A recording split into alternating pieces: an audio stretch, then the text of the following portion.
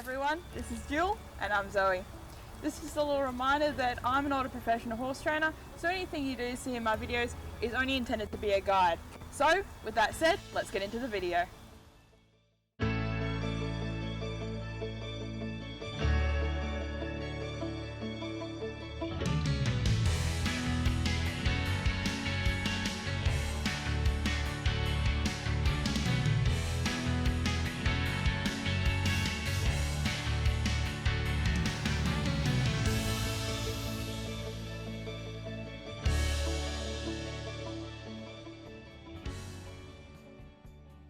G'day everyone and welcome back. So, due to the length of this video, it was split into two pieces. So, if you haven't already seen the first video to this, there is a link in the description box below for part 1.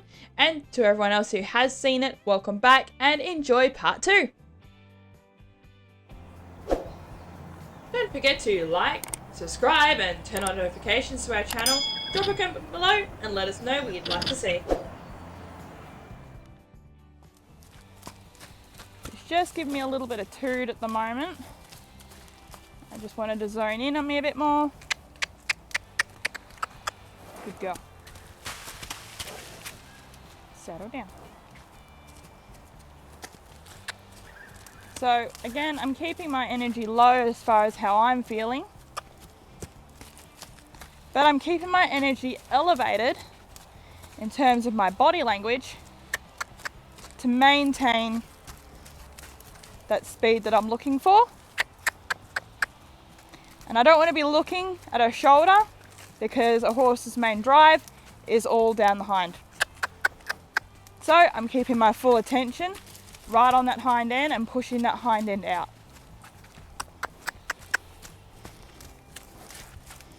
Good girl, and whoa. Good girl. Good.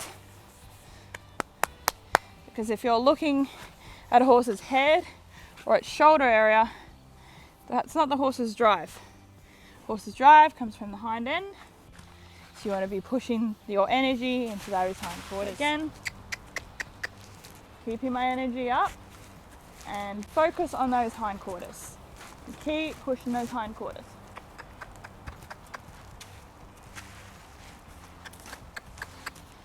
Again, you see, good girl, good girl. Again, you can see that inner ear, she's facing me, good girl, and woo. Good. So you always want to make sure that whichever way they're facing, whether they're going anti-clockwise or clockwise, you want to make sure you're getting the attention of the inside ear. You know, their focus is on you and not just running because you asked them to run and they're thinking about something else. Yes. Good girl. Back up. Walk on. So you notice here, although I've got a whip, I'm not using it as a weapon. It's an extension of my arm. It's a bit like, you know, waving behind the horse to get him to move when you're up close to him. You know, you don't go whacking horses, so you don't go whacking with whips. Whips should just be an extension of you and just a reminder to get that forward movement. And woo. Good.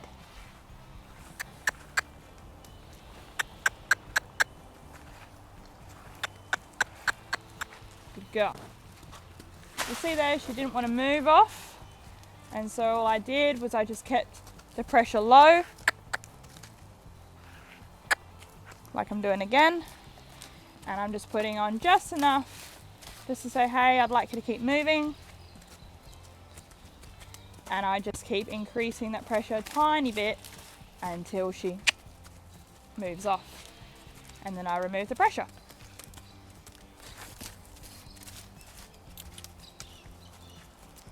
Good girl. And woo. So you'll see here that Jill's not actually afraid of the whip. I can gently move it around. She's a little bit worried about it, but she's not afraid of it. and this is because the whip's never been used as a weapon with her. Again, it's always been used as an extension of me. And every so often we do these little exercises where I just remind her that the whip's not out to attack and hurt her.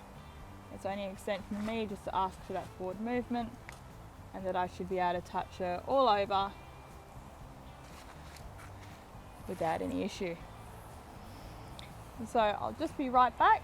I need to get a pair of leggies that I've made up for her training purposes of teaching her how to lunge with a rider on her back without putting the risk of an actual person.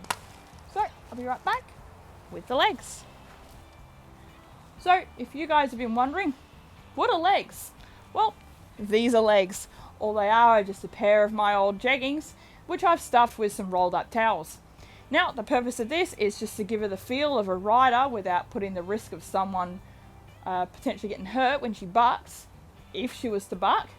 And they've got a little bit of weight, probably a couple of kilos there.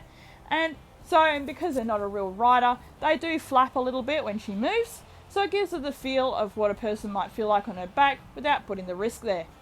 So, this is actually only about the third time that, as of when this was filmed, that she's actually had these on her back. And it's also only about the second time that I've put her on her back in a lunging environment. Now, in the previous account for this, they actually did fall off, and I was expecting things to go bad. I was expecting her to bark or maybe spook and run off, but she didn't. She actually came to a nice stop, didn't even turn in to face me. She actually just stopped, and she stood there and waited for me to put them back on her back. So I'm actually really pleased to see that, because it means I don't actually have to train her to stop if a rider was to fall off her back. So with that all said, I'm going to go over and untie her. We'll get these on her back and we'll see how she responds with these legs on her back. So the same principle here applies. I'm going to let her check out the legs so that she knows where we're at. Good girl. And then, just as a rider would, I'm going to swing them up over her back just like a rider. Good girl. Ew. And then we'll go through the same routine as we just did before. I'll ask her to walk, and then we'll pick her up into a trot and change direction. Walk on. Good girl. Walk on. Now you see there she tried to cut off, and all I want to do is actually just do a nice walk. Good girl. Walk on. Good girl. Out of my space. Good girl. And then we'll ask for a change in direction. Walk on. So you'll see that the legs do actually move a little bit like a real rider, and because there's no body or hands to keep them from moving, you can see they've actually shifted a little bit with her body, and they're a little off center, but that's fine. It's good practice to see how she'd react if they were to fall off, or if a rider was to be off center. Good girl, and woo. Good girl. Walk on. Walk on. Good girl, walk on. Good girl, walk on. Good girl, walk on. Walk on. Good girl, and trot. Trot. So you can see that the legs do move a little bit more in the trot. And just like a real rider, they might jolt about a little bit, especially if you're bareback. Good girl. Now we'll trot in one direction. I'm going to change the direction and we'll give her a go in the other way. Walk on.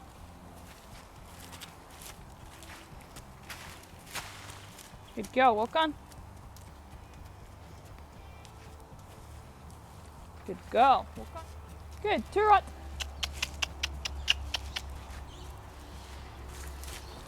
Good girl. Trot. Tell you what, you might have noticed what I did there. I just about gave her a tickle on the bottom. I didn't actually tap her.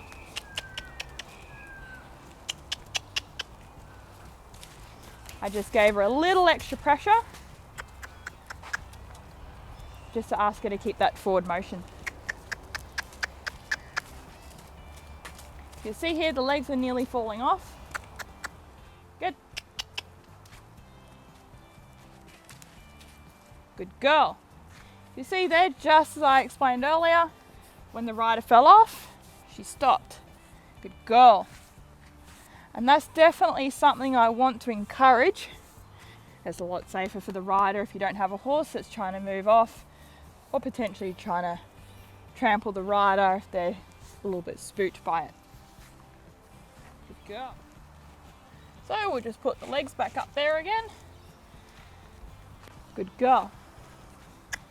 And we'll ask her to move off. So you'll notice they're actually not sitting centered on her. And you'll notice she's actually trying to stop. Good girl. So that the rider can readjust. Now I haven't actually taught her to do this. Ooh. She's actually done this all by herself. So I think we'll call the session today. She's done very good today. She stayed reasonably focused. She tuned into me and started listening and really started paying attention to my cues, especially when asking for a change in direction and picking up a pace. Good girl. So the eventual plan from here with her, when it comes to the dummy, is actually to fully make a dummy person that more closely resembles a person with a body and possibly a head as well. And we'll practice putting that on her and making sure she's comfortable with that falling off before we progress to it further, where she has the saddle and the girth on her back and with the dummy rider on her as well, just to add to it. But before we even get to there, the idea now is to actually put a few sandbags in the legs just to add a couple of kilos of weight to see how she responds to having that extra weight on her back. But for now, that is all for today. Okay guys, so that is all for today's video. I hope this was found informative, and if you have any questions for myself or Jewel, chuck a comment below and I'll answer it the best way that I can in a Q&A video. Until next time, Jewel and I will see you next time.